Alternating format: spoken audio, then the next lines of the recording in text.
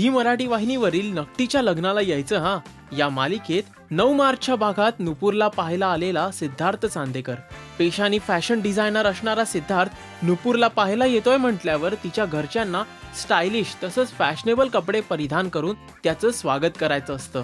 पण प्रत्यक्षात ज्यावेळी सिद्धार्थ नुपूरला पाहायला येतो आणि तिच्या आजीसोबत पहिल्यांदा भेट होते, त्यावेळी तो सांगतो की माझी होणारी बायको अत्यंत साधी असावी इतकीच माफक अपेक्षा आहे.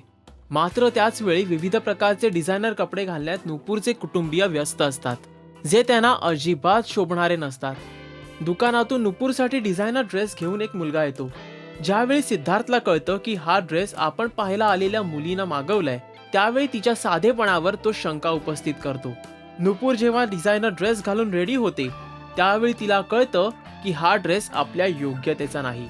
थोडक्यात नुपूरची फजिती झालेली असते. घरातील सदस्यांना विचित्र कपडे घातल्याचं जेव्हा सिद्धार्थ पाहतो, त्यावेळी त्याला कळत नाही की ही मंडळी नक्की कोण आहेत. त्यावेळी नुपूरची आजी सत्य लपवण्यासाठी सांगते की हे सर्व आमचे शेजारी आहेत.